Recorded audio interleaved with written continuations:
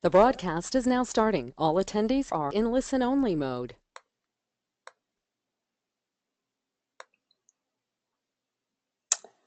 Hello, everybody. Welcome. Just to test out the audio, can you type in the question box, please, that you can hear me and see my screen? That would be great.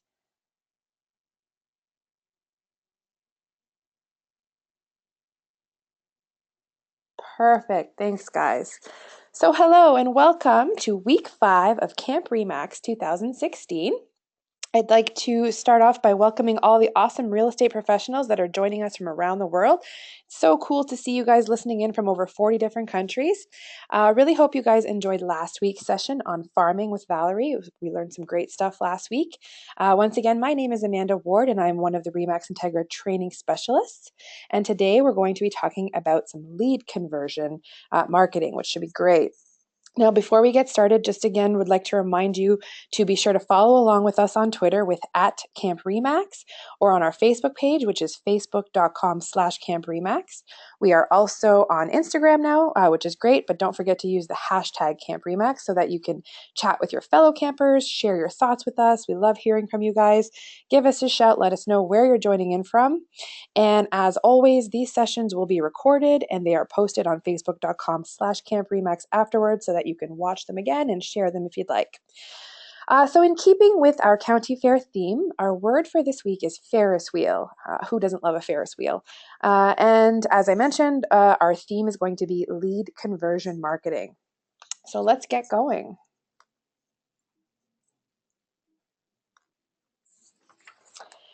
So this morning, we're going to start off by redefining what a lead truly is. There's a few different schools of thoughts regarding leads, so I think it's really important to clarify what we're referring to before we get going.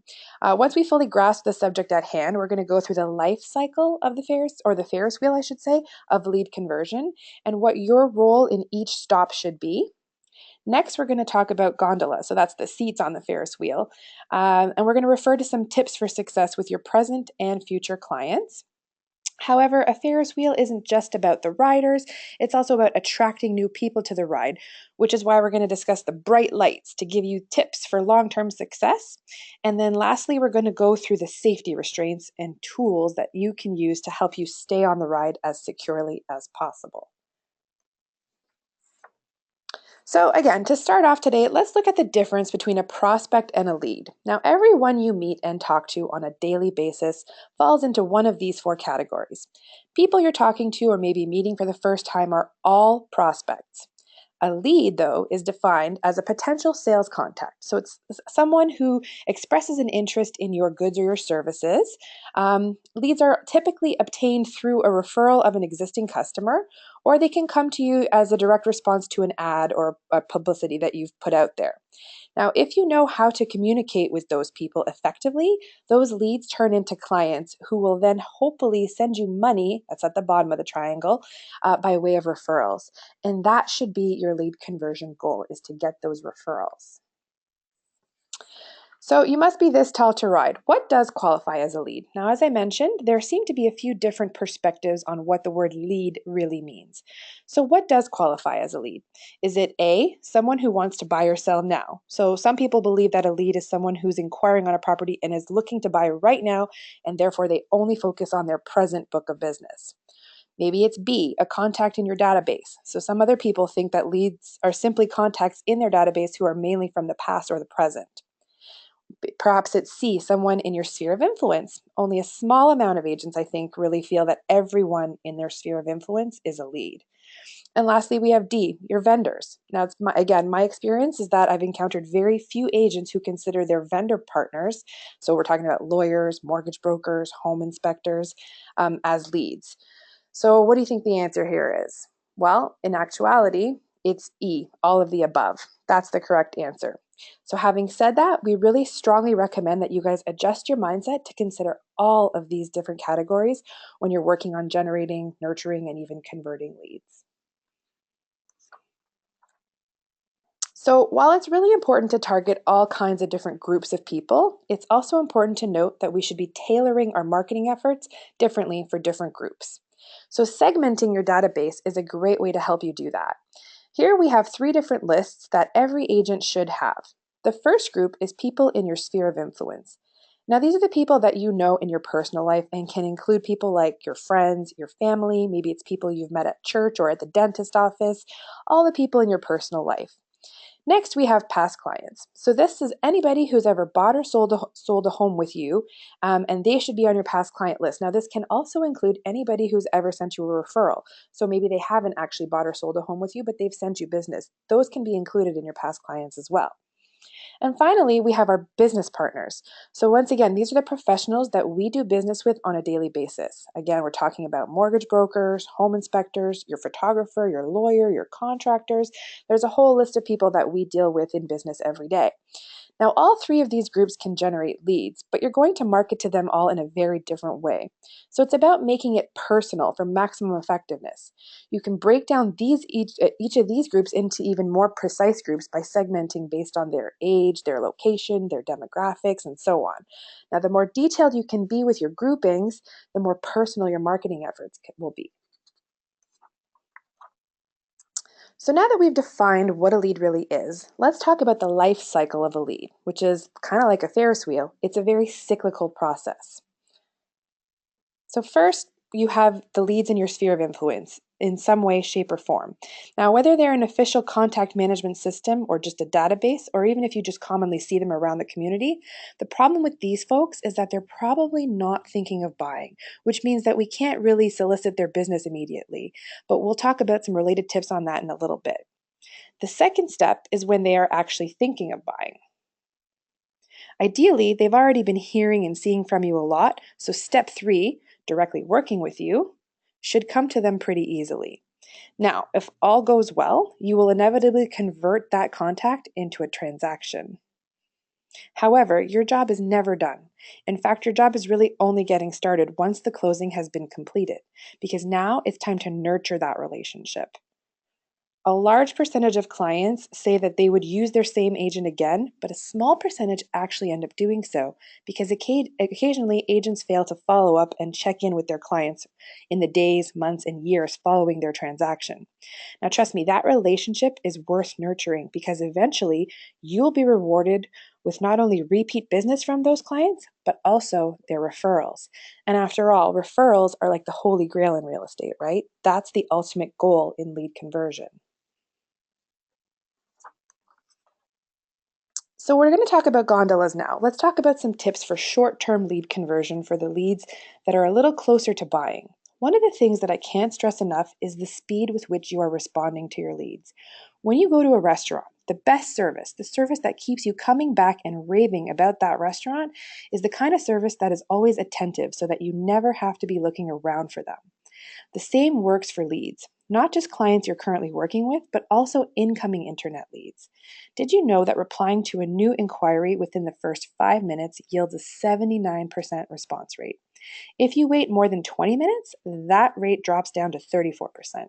Now, that just proves that people like quick service, and of course, it's our job to provide that. Second, make sure to do your homework. If you know the lead personally, that should be really easy through your prior knowledge of them and as well as social media. But in today's market, it's very easy to look someone up on social media and figure out what their hot buttons are, so to speak. Dale Carnegie wrote in his book, How to Win Friends and Influence People, that if you can get people talking about what they're passionate about, you'll be able to convert just about any sale. If you don't already know the person, so as an example, if it's coming to you through the internet and it's an internet lead, you can usually still look that person up on social media and understand a little bit about what they might be interested in. Being able to add as much of a personal touch as possible will help you to be useful in the short term and memorable in the long term. Now, lastly, we have to ask the person how they prefer to be communicated with. Everyone has various levels of tech savvy, which may dictate the best way to converse with that person. Some consumers will prefer to text, while others may never check text and would always welcome a phone call. Some prefer email. Again, this is all helping you deliver what they perceive to be the best service possible. Now, much like the bright lights can attract people who aren't yet on that ride to come to it, these tips can help you attract people and bring them closer to your lead conversion Ferris wheel.